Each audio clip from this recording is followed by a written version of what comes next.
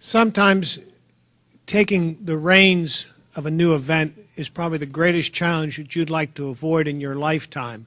But someone who stepped up when he received the call to be the chairman of WaterFire and did such a fantastic job, will you please welcome Bob Wilson, chairman of WaterFire.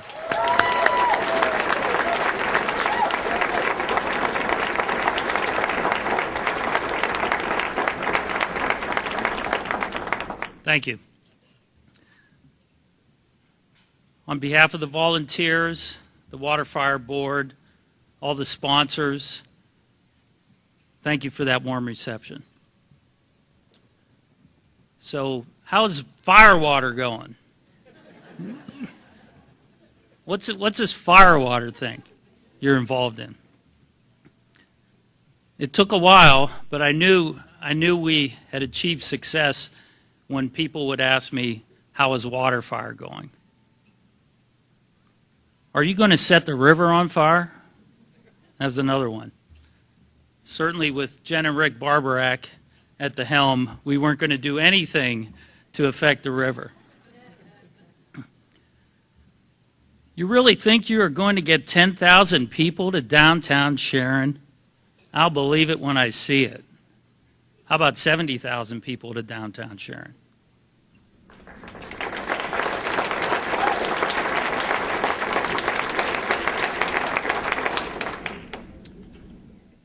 Sharon isn't safe. Families and the elderly will not come.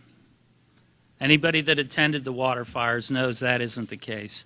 And after 3 events, we had 0 police incidents during WaterFire. Again, a testament to the community.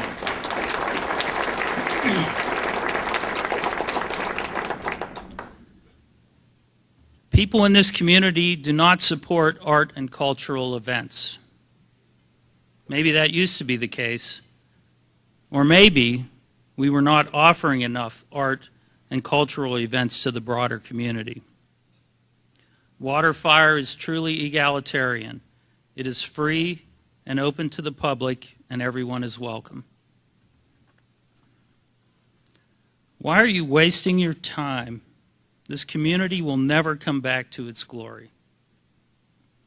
We can never give up.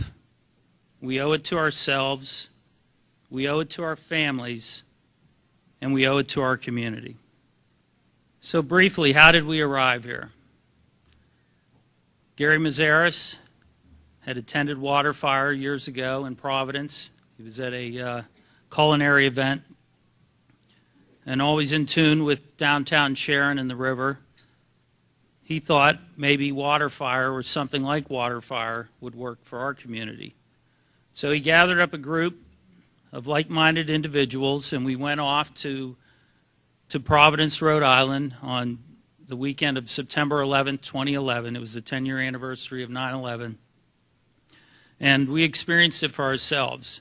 All but Gary had never been there before, and it was a truly moving and transformative experience. So we came back and said, okay, what do we do? Do we do our own thing?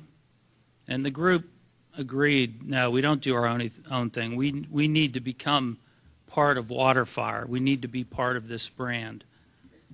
So I was tasked with contacting the creator of WaterFire. And little did I know how busy this individual was and how long this would take and how persistent I would have to be, not understanding that hundreds of communities and areas were calling WaterFire almost on a daily basis. Hey, we want to do a WaterFire. We want to do a WaterFire. We want to do a WaterFire. So when I finally did connect with the creator of WaterFire, he answered the phone and hit me with a bunch of questions. So what is the depth of the river? How wide is the river? What is the flow rate of the river? And it looks like, the sidewalks might be a little too high off the river. What's this area down here? It looks like there's a park. I like that area. That was Bicentennial Park. So he hit me with a bunch of questions that I couldn't answer and didn't try to make up. So But we had connected, and that started the dialogue that went on for many, many months. And part of it was to test us. Were we ready for WaterFire? Did we understand what we were getting into? And I don't think we did. But we did persevere, and we stayed engaged, and we began developing a plan, and we were successful. It was great to talk with Barnaby Evans on our many phone calls and hundreds of emails. Barnaby usually would respond to emails at 3:30 in the morning, and I commented, when does this man ever sleep? But whenever I got off the phone with Barnaby, I'd have to go and I'd write my notes down, and he'd talk about art history and ancient civilizations and socioeconomic studies and stuff that was way over my head, and I'd have to go research what he had just told me. And I guess that's what happens when you have an artist in residence at MIT that you're dealing with. So, but it was truly a great relationship that we began, and it started as looking at a way to affect our community, and it's ended up with a tremendous friendship that we not only have with Barnaby Evans, but with all of the folks from Providence that have visited us. So I'll leave it at that. And before I introduce, if I could ask the board of directors, any former board members or any board members of WaterFire to please stand up.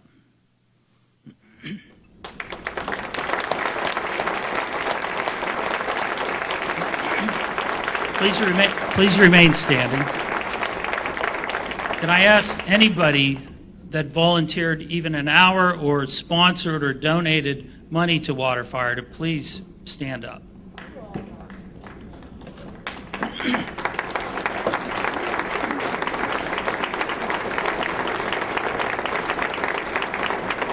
They remain standing. Can I ask anybody that attended WaterFire to please stand up?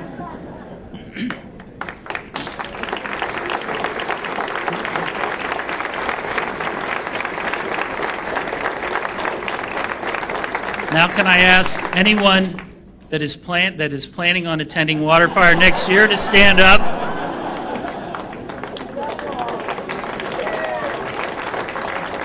Please give a warm welcome to Barnaby Evans.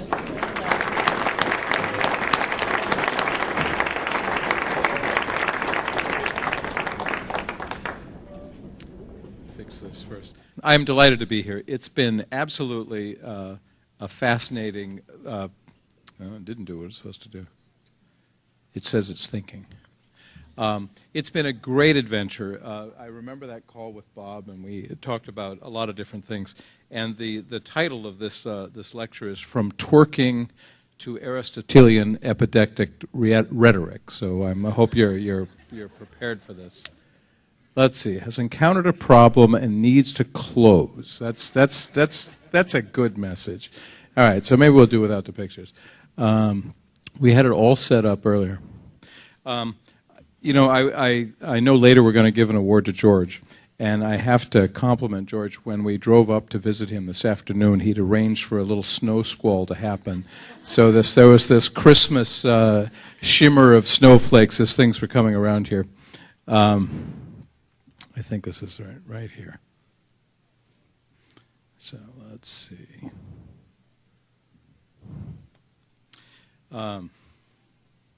You know, when Bob called me, one of the things that we were absolutely amazed by was the engagement of the entire community. They had come down on a sort of secret op to come take a look at this crazy thing that they'd been told to by a friend.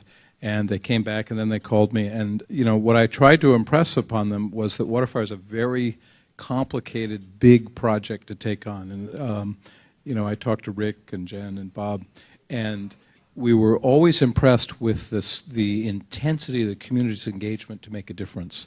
And that's exactly what we look at when we look for a community to do something with. Someone who, a group of people who've decided that they're going to set a stake in the ground and they're going to make a change in their community. And that's what WaterFire is all about. Bob and Rick and Jen are over there. And they've been doing so much on the river, and Fran's been working on things like that as well. And then we also met Donna. You came down on one of the trips. And I just had this sense that here was a community that knew its history and had wanted to make a change and to have, something happen. So what we do is we sort of try to find a place in the universe, and that's been something that people have used the arts to look at for a long, long time. And this is a painting from the 1500s of sort of the wild of the world that's outside, just beyond our ken, that we don't quite understand. And this is a petroglyph from Tennessee of a very ancient Native American, again, sort of trying to find our place in the world. And here we have a medieval engraving of where we are in the world. And art is often what we do. So what we wanted to do was we wanted to take this big, broad universe. We wanted to figure out where Sharon was. And there it is. I'll give you a map if you need to find it. But, if we're going to change a city, what we've got to do is we've got to engage ourselves in understanding this is where we live and this is our future, and figure out ways to bring people to all come together. And one of the things that happened in Providence, we had a very similar problem with many, many communities around the world, where 20 years ago in Providence, the city was in pretty bad shape. It was empty downtown, a lot of businesses had left, people felt so despairing about where they lived. And I'm sort of the person who always sees the glass half full, but the glass wasn't half full, it was actually only probably about a sixth full.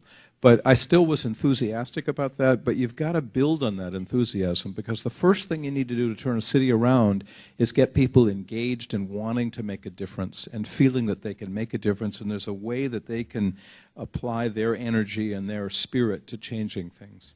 And that's what we did with WaterFire, was we figured there was a way to give everyone an opportunity to make a change and have that activity. Joseph Campbell has written that people sort of want to know what the meaning of life is, but it's not really the meaning of life they want to find, is they want to find a meaningful engagement with life. They want to find a way where they can have action, they can make a change, and they can feel part of that making of change. And, Rick and Jen, you'd already seen that with changing the river and bringing back the quality of the water quality there. And you brought so many volunteers into this project that's what fascinated us about Sharon right from the start, was the sense that this was a community that was really engaged in making a change. When we first lit WaterFire, I was down there, this is in Providence, and a construction worker came by, and he was in his hard hat and his coveralls and his steel-toed boots. And he'd been doing the high steel for a large building that was being built overlooking the site in Providence. And he said, I love WaterFire.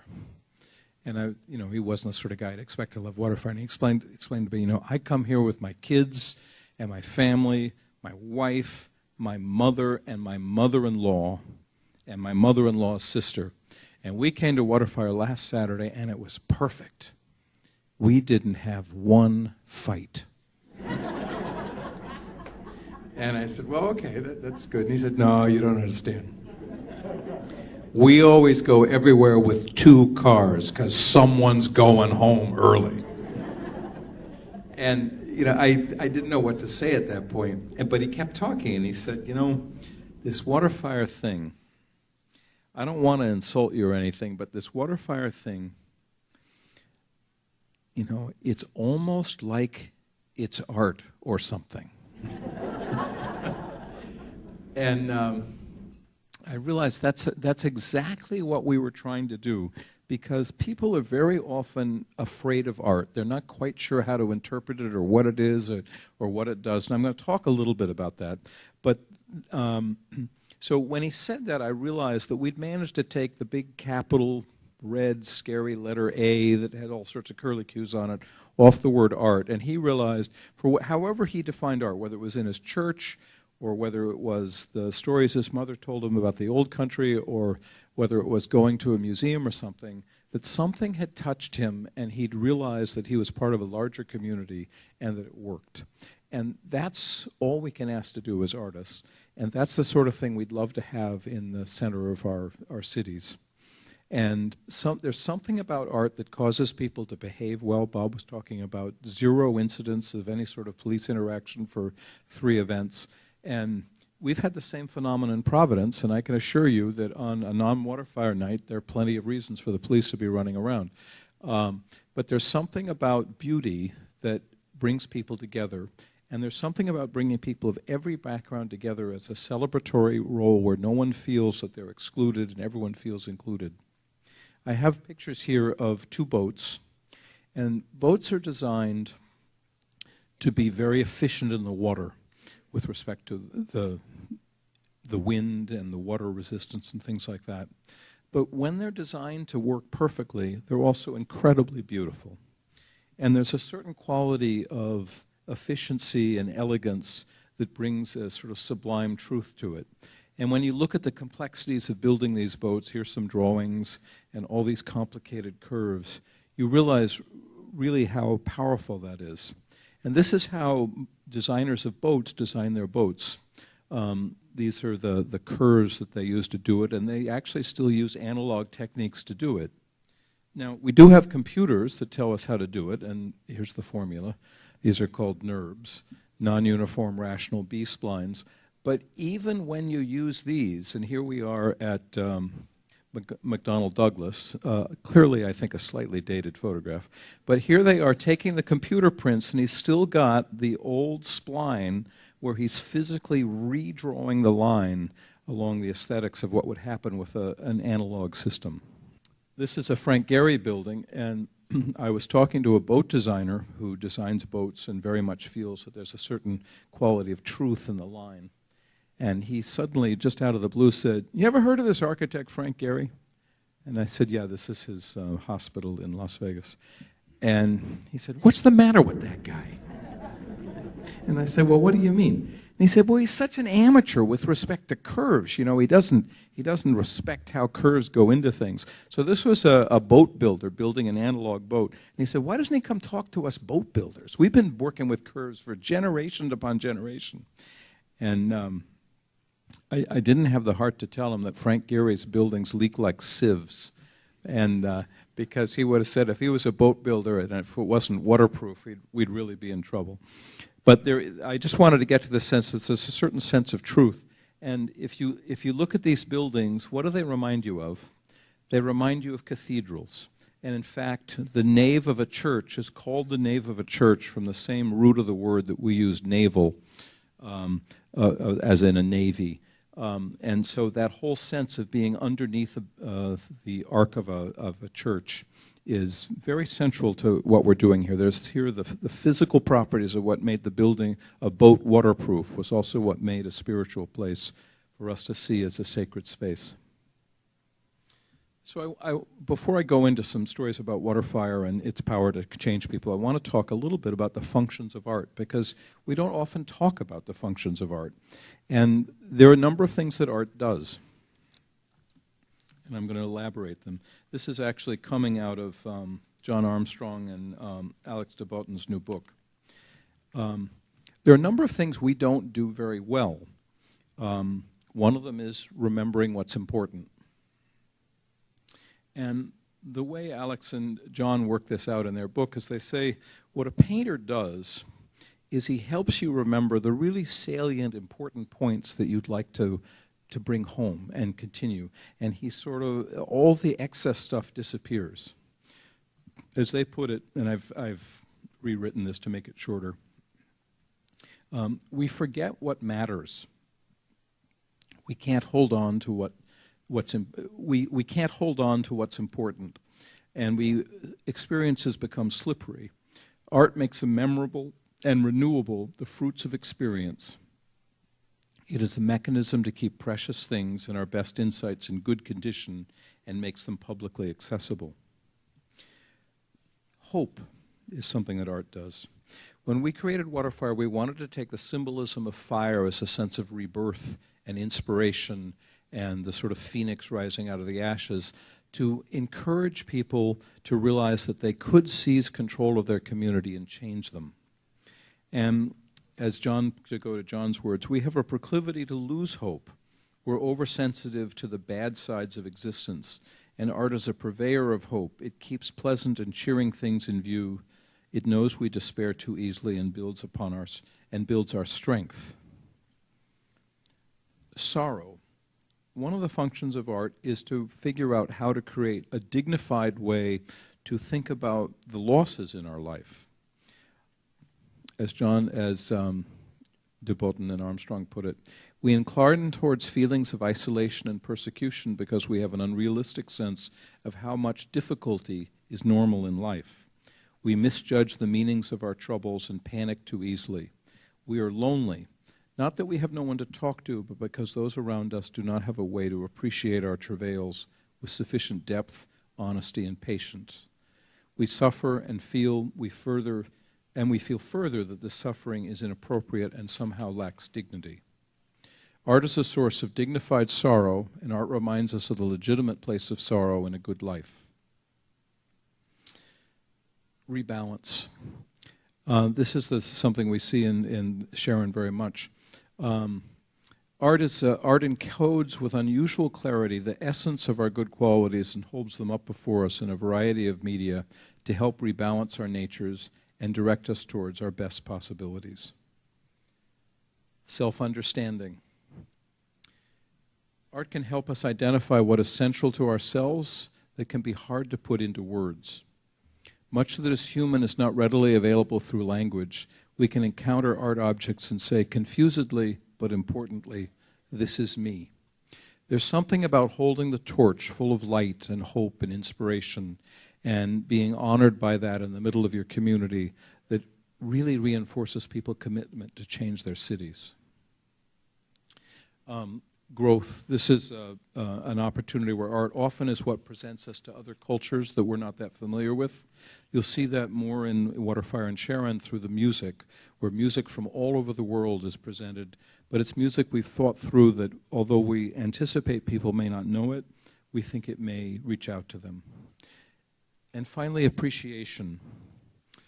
We are desensitized by familiarity and live in a commercially dominated world that highlights glamorous lifestyles. Hence, we often end up dissatisfied that our life is somehow humdrum, and we're gnawed by the worry that life is somewhere else.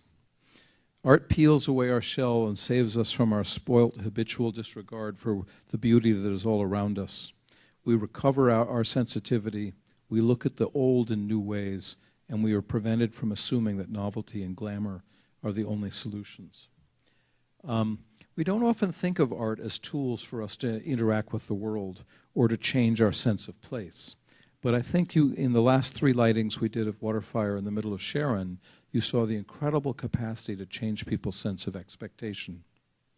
Now, I teased earlier that we were going to talk from twerking to the Aristotelian rhetoric.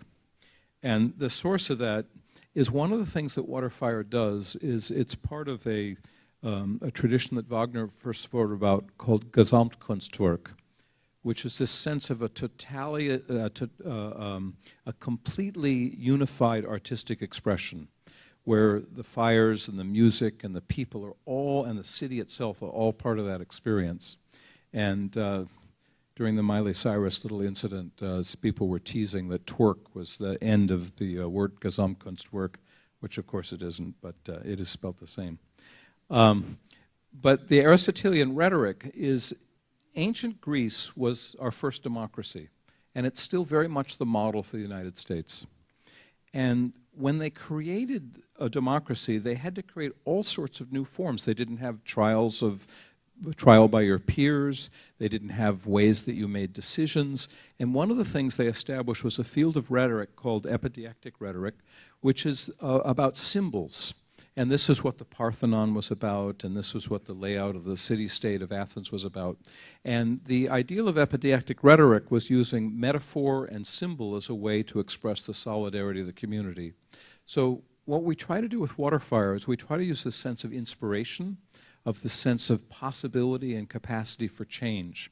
So what you would see on the Shenango River is you would see the fires burning low, and then suddenly a boat would come out of the darkness, and you would recognize the people in those boats. It might be Jen, it might be Rick, it might be your high school, English teacher, it might be a student that you helped long ago.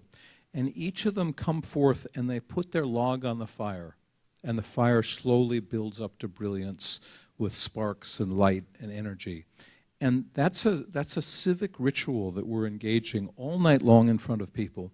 And what it symbolizes is very simple. It's exactly what the chamber does. Each person in the community does their small part to make the community at large stronger, brighter, more brilliant, and more engaging. And all night long you're watching this very simple act laid out where the fires are low and suddenly a group of citizens come together and make their contribution, and it's a transformatory experience. I was going to show a little bit of the things in Providence and talk about creative placemaking, because Providence in 1990 was a very sorry place. And I'll go very quickly here, but the city sort of rallied to uncover the rivers, and it made this beautiful park, somewhat like the Shenango River here, but it was empty of people, entirely empty of people. And so to revitalize it, a group of us got together, it was my idea, to create WaterFire and figure out if you could get people excited about gathering in front of a river. And that was the transformation that happened here, where something as simple as fire and its mystery of floating on the water could gather people together. These are our volunteers, and suddenly many, many dozens of people arrived to create and make it a very special place. It can inspire people, it can transform the city. Here you see people gathered, enjoying the light, enjoying the warmth, building foster community engagement. This is a lighting of the Chinese New Year's. And we use this as a forum to talk about many different things. But it's not just about art. WaterFire in Providence brings $70 million annually to local businesses and builds about $5 million in new tax revenue. And the popularity of WaterFire indicates not so much that it's a strong work of art, but that we have a deep wish and desire to come together as a community and change the places we live. So we look at WaterFire as sort of the first engagement to make people realize that this is their home and that they can impact and they can make a change. We had all sorts of artistic events to make changes, as you saw here in Shenango, in Sharon for the last 3 lightings. And suddenly in Providence, we were rated the 5th best destination after dark in the entire world. And we said, well, wow, that's interesting. So we looked around to see what the competition was. So here's the website. There's 2 different people did it. So our competition was pretty stiff, actually. Paris by Nightfall, for example. We were very pleased that they came in as number 8. So we were number 5. So we beat Paris. So that we were impressed with. Very impressed with, I might say. So we wondered who beat us. And suddenly we realized we were dealing with things with a whole different scale of magnitude. One was the Yosemite Valley in the light of the full moon. One was the Aurora Borealis viewed in Norway. And then the number 1 thing that beat us was the Milky Way galaxy viewed from the summit of Mauna Kea. And we realized we were dealing with fellow organizations that had significantly bigger budgets than we had. But it was very interesting that of all the things we were compared to, there were these huge natural, celestial even events.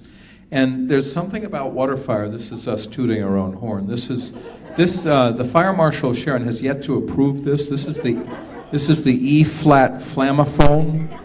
I'll put an early bid in that we'd like to have an entire corps of the flamophones coming down across the bridge in Sharon. But there's something about the sort of joyous celebration that brings people together that can transform places in a deep, deep way. We use theater, as we've done in Sharon. We use music and culture. This is the 300 torchbearers, all of them women who have, actually not all women, but mostly women, who have, are battling breast cancer, because breast cancer also affects men. So this is a ceremony we've done in Providence. This is opera singers. You saw Angela Grace, who was a wonderful singer here from Sharon, who was just so delighted to be able to sing opera. She went to Sharon High School with Jen. Jen introduced us. And she'd never had a chance to sing in Sharon, and she just was a phenomenally good singer. These are different art forms that we found in our community, but we work with Sharon to find things. This is something we do with the State Department with leaders from the Middle East.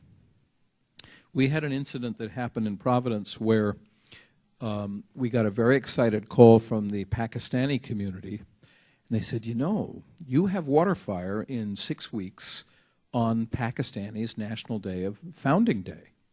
And we called the park department, and we've reserved the stage for all afternoon, and we want to have a festival of Pakistani music at WaterFire. We said, well, that's great, and we're calling you because we're hoping you might talk about this culture and interact with it later in the day. I said, well, this is a fantastic idea. We'll be happy to do that.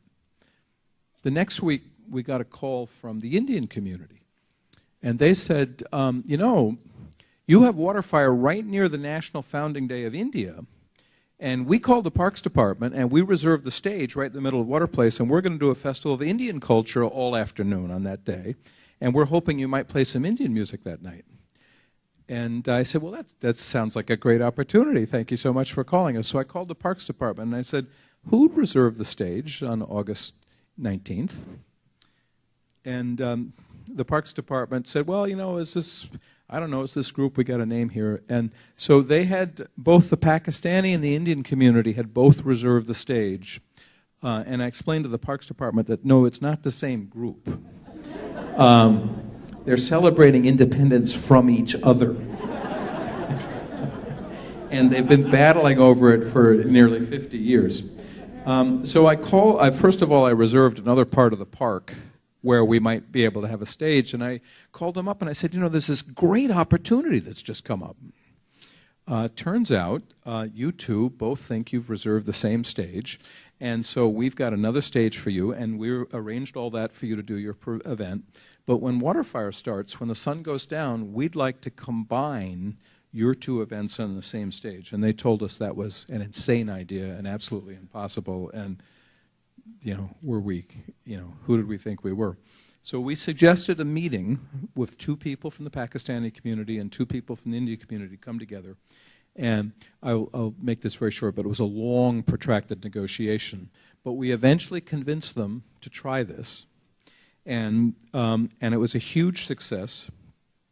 Here are 2 of the Pakistani children and 2 of the Indian children for an event we did with India and Pakistan, doing a joint event of both cultures together for 2 years in Providence. First time anywhere in the United States where the 2 communities have done something together. And there's a power of the symbolic rhetoric. Thank you. There's something about the symbolic rhetoric of the fire and inspiration sort of stepping beside our sort of immediate concerns that you can get people to rise to the higher occasion, and that's what we see as being able to do with WaterFire. This is the Bolivian community. I'm quickly going to go through some things. This is one of our salsa festivals in Providence, and we had salsa here in Sharon. This is a symphony orchestra, and we had a wonderful symphony at the last, the Greenville Symphony. It was just wonderful. These are ballet performers and opera singers from the local conservatory and different dancers. These are different artists doing projects. The whole idea, this is a project we did on the history of Providence. And we look for different ways to activate the place and make it an interesting place so that people of every background can come together. Just this last Saturday, we did a thing with all 5 services of the American military for Veterans Day, where we had 300 veterans All of them, this isn't a picture from that because I don't have the pictures from Saturday, but we had 300 veterans come down, and each with torches, all of them wearing their uniforms from the different wars they battled. So we had, it wasn't just Americans, we had veterans from New Zealand and Australia and England, all in uniforms coming from World War II right through to the current people in service right now. And it was an amazing opportunity for people to come together. These are some other creatures that came in from a different galaxy to join us at WaterFire. So we look for ways to share things and make things a change. But I want to give you a context of why we're so excited about Sharon, because we've been doing WaterFire in other places. So this was WaterFire in Singapore. And Singapore, these are the signs that our community, these are our volunteers in Singapore. And these are the signs that they created, which are fascinating to me. So it says, like we are history in the making, unity in diversity. If water and fire can integrate, so can we. Asia's #1 WaterFire. So this was the sense of water and fire coming together inspired the Singaporean community, which is a very diverse community, to come together to make this piece. And then we did WaterFire in Rome, the Eternal City, an amazing place. I'm sure many of you have been there. This is City Hall. This is one of the secret council members of City Hall. This is the mayor of Rome, where we negotiated this project. And this is the older part of Rome, but here's our site on the river. This is the Ponte Sisto, and we did it from area across 3 rivers on the Tiber. And we work with Italian dance companies to come down, again using fire as a symbol of inspiration. Did a series of pieces. This is part of the lighting of WaterFire on the Tiber. And this is the dance performance we did in the oculus of the Ponte Sisto, which was just a transformatory experience. And the whole audience was just completely wowed by it. But that's the power to use art to somehow serve as that catalyst to get everyone who wants to make a change in their city possible, somehow give it the attention and focus and engagement to make it all possible. I'm going to show one more thing, which is a project we're working on. We would love to light WaterFire at Stare Most, which I'll show a picture of. And as we go around to communities around the world who have joined us, we would invite volunteers from this community to join us in Bosnia if we make this possible. Stare Most is that very famous 1536 bridge that went over the river in Mostar that connected the Muslim part of the country to the Christian part of the country. And there it is on the river in Mostar. And it was a hugely celebrated World Heritage Site for an amazing bridge that was built in 1500. Almost exactly 20 years ago today, during the Bosnian War, last Saturday, it was shelled. There was no strategic reason to shell it. It was just to destroy it as a symbol of unity. So Saturday was when it was shelled, and Sunday was when it collapsed 20 years ago. And this sort of amazing man-made creation that bridged this these 2 ancient villages as a connection between them fell into the river and was lost. It's been rebuilt as a symbol of unity with people from all over the world making contributions. So here's Stare Most. Pieces come to Bosnia. This is the city. And one of our dreams is to bring WaterFire and work with the children of both communities on either side and have the fire balanced above the water and thread up that river. So that's the sort of project that we have in mind, and I can't tell you how pleased and delighted I am to have Sharon be one of the cities where we're working on these experiments to transform cities and engage people in the reclaiming and the recreation of their cities. So thank you so very much for inviting me here tonight and for the great project that we've done with Bob and Rick and Jen and so many different volunteers here.